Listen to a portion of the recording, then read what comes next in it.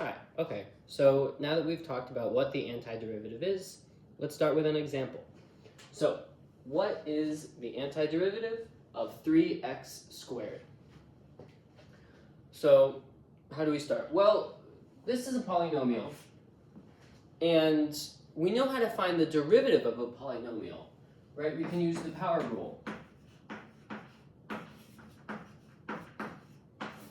which is that the derivative d over dx of x to the n is equal to n times x to the n minus 1, where n, in this case, is some positive integer, right?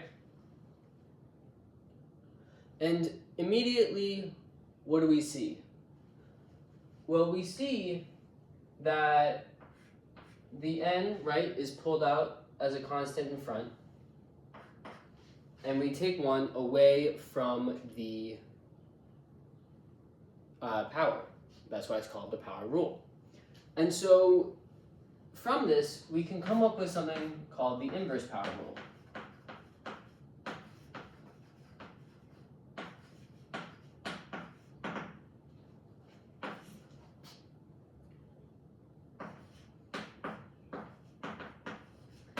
So the antiderivative of this is equal to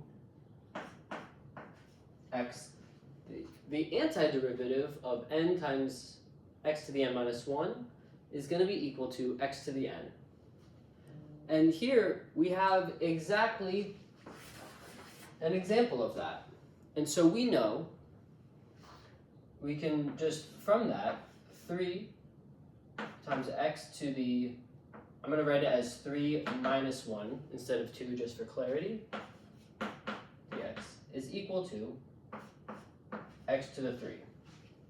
However, there's something that is a little bit hidden.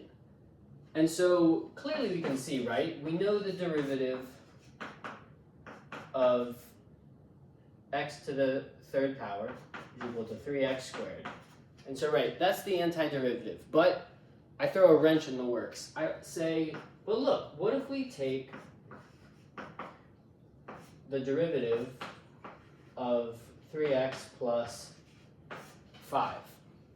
Well, we know that through the addition rule, we can take the derivative of x to the third and 5 separately. And we know that the derivative of a constant is 0. And so it turns out that this is also going to be 3x squared. And so suddenly we have a problem. Which is the antiderivative? And it turns out that they both are antiderivatives. In fact, we can use any constant c for this 5. And so we have to amend our earlier power rule, our earlier inverse power rule. The antiderivative of this is x to the n plus c. And so here, we have to use plus c again, where c is any constant. And so instead of just getting one antiderivative, the antiderivative is a whole family of functions, just like this.